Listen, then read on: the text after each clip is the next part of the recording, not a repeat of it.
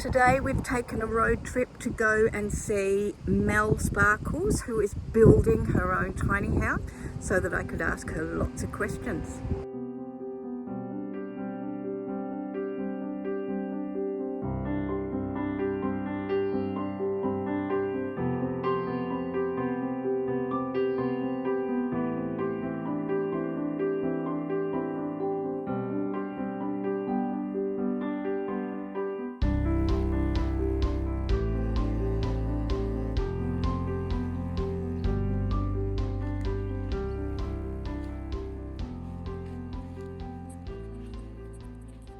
Tell us a little bit about the technicalities of the house.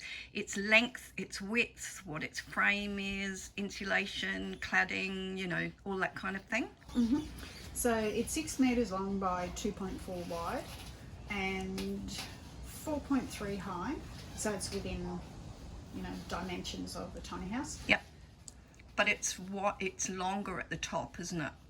Because of the way that the edges, the two ends bend outwards. Yeah, so the base of it is 6 metres and the top is, I think it's about 7.3. I need to triple check it, but yeah, it's because it tapers out, it's definitely wider at the top. Yep. And you've got a steel frame? Yep, it's got a steel frame that was installed by my lovely friends at Technopods. And so what made you go with a steel frame as opposed to a wooden frame? If I did the wooden frame, I would have pretty much had to do it myself. It just wasn't working for me. Like I would have had to physically do it myself, which I could have done, but it just felt like it was going to be too hard for me. I've got a few injuries and stuff. And then I looked at steel, and there's all the thermal bridging issues with steel, but I just really thought it'd be a good solution for me, for my budget, for the strength. Finances, like there were so many reasons why I wanted to go steel. Yep. I know that there's issues with steel, and I'm aware of that. So I'll be having timber on the inside, timber on the outside. There will be corro on the outside as well. But yeah, I plan to have a lot of timber inside the house, which will help with thermal bridging. Remember in the plans that this area here where that window is going to be the bathroom, yeah? Yeah, that's my bathroom. So that's 900 on the floor. Yeah. It's got, I don't know how much more, probably about 400. Yeah, because it's slanting Back out. out, yeah. So the top of the tiny house is about 7 metres and the bottom 6 metres. Yeah. It's actually probably more than that. I haven't really measured it out, but yeah. The angle gave me that extra space. Yep. From here back is kitchen. So that'll be sink and that'll be stove. Yep. Probably. And then these are the stairs. Okay, got you. Down. So it's going to be a galley kitchen because you're going to have a middle door into the bathroom? Yeah. Yep, got you. Yeah, middle-ish. And the kitchen will come to about where? The kitchen on this side will come to probably about here. Yeah. And on that side, it's going to be integrated into the stairs. Yep. So probably the kitchen will probably only just be a short section, and then I'll have storage in there. Yep. So, And then so at the other end of the house, that will be where those beautiful doors are going, and that's going to be your living room entryway, yeah? Yeah. So that'll be lounge room, and it can be bedroom if ever I choose to do it that way. And I want to put the little ladders. I want these to kind of, I don't know if these ones are going to work, but up here. You want to have them as hanging shelves, I think. Was that right? Yeah, for books and plants. Yeah. So I've got 2 sections of the ladder. I don't know if that one will work, but one will go that way and then one will go this way. Brilliant. So instead of putting a loft in. Yep. Because the loft will close it in. Mel, can you tell me a little bit about your lifestyle before you were actually building this tiny house? How were you living before that? I was living in a rental in Redcliffe, so just in suburbia. I had neighbours really, really close to me, which I never have really enjoyed.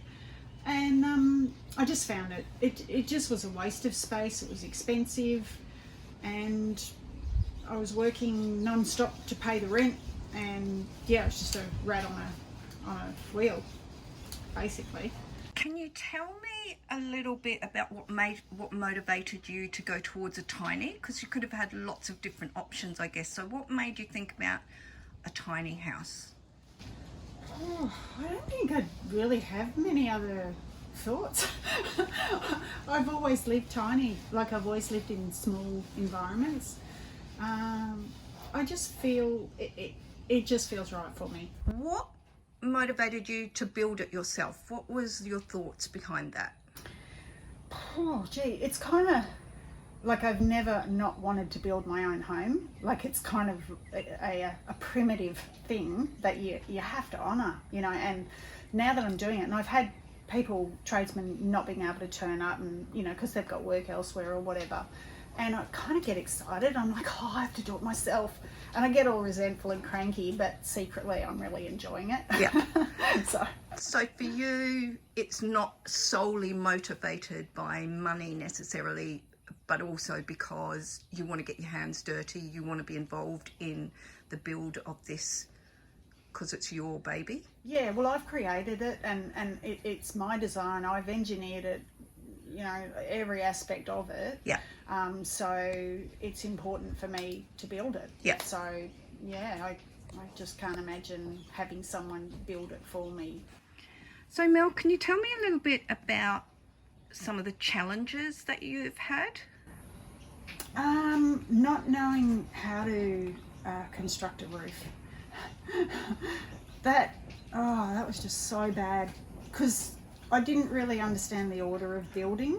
I've watched so many builds and so many YouTube tutorials, and I had thought that I could put the cladding on, put the roof on complete, then clad, and then do my windows. So it was actually the other way around. So yeah, I found out the hard way. Found out everything the hard way. So I started cladding, and then I found out I needed to do the windows. I started the roof, and then I found I needed to clad, you know, so. What about the successes? What are the things that went even better than you thought they were going to go? I think the windows, well, I mean, that's all I've really done so far and the windows have taken me about 4 months to do. So I got really old beat up windows without frames, built the frames, redid the windows, like all the glass, painted them, sanded them, yada yada. And so when I see them installed, it's just, you know, like that's the icing on the cake for me. Yeah. So how long has the build been from conception to how far we are now? Well, it kind of happened really quickly. I think around about June I got my trailer. Yeah. And June of this year. So yeah. 5 months ago. Yeah, and the trailer sat here for a while because the frame took a bit longer. Yeah. Everything's kind of taken a bit longer. Yeah. That's been kind of frustrating, but I've learnt to just chill out and let it unfold as it's meant to, because it's got its own momentum, a build, and I'm really respecting and appreciating that now. The frame didn't come in till I think 5 weeks later after I got the trailer. Yeah, it was all pretty slow. So now that it's up to me, it's, you know, it's up to me. So it's exciting. So Mel, can we have a look inside this huge workshop that you've got that you're using to help build the house? So this is going to be your kitchen cupboard. Yeah, well, one of my storage cupboards in the kitchen. Yeah, so I got that on Marketplace. That's awesome. Yeah. And this whole shed, this is where you're doing a lot of the build and the prepping and all of that? Yeah, that's right. Yep. This is a huge big shed. I know, and I've got next door as well. There's a whole section next door, so I've got all my storage in there. Wow. So I just pay rent for this one space and no storage anymore. This is the external cladding, which is old.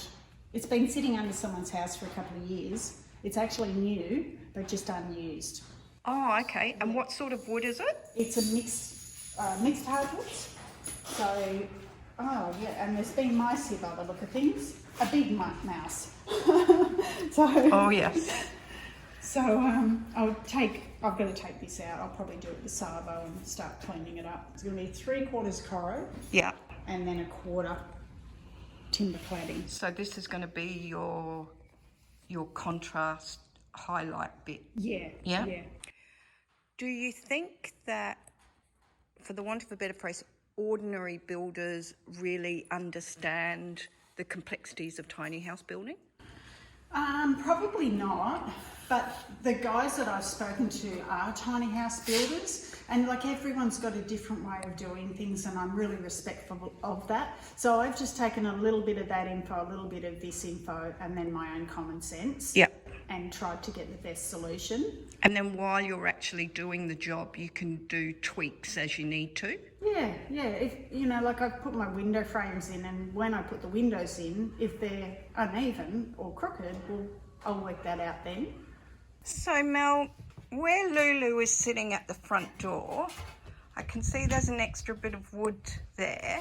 And if I look really, really closely, I can see the ground through that wood. Can you tell me a little bit about that? Yeah, sure. That's it was just an opportunity for storage. So there's a few things that people kind of put last for their tiny house, and that's dog things, shoes, dirty laundry, where you can put your dog biscuits or cat biscuits. So yeah, that's what that's going to be. It's going to be storage for things that people don't need to see. What's one thing that you would say to someone contemplating building their own tiny house? Just do one thing at a time. Like looking at the whole project, I have sleepless nights thinking of what about the roof, and how am I going to do this, and how am I going to afford that, and blah blah blah blah. Just do one thing at a time, and do it well. And like I put windows in, and they've been a bit wonky at the top, and so I've done them again. You know, I want this to be really as good as it can be. So I would say do one thing at a time, and don't beat yourself up if it doesn't go the way you want it to go. You can always fix it the next day. Yep. And also stop when you're tired, because you'll fall down ladders and stairs, which I've done a few times now. So yeah, just chill and, go with the flow of the build.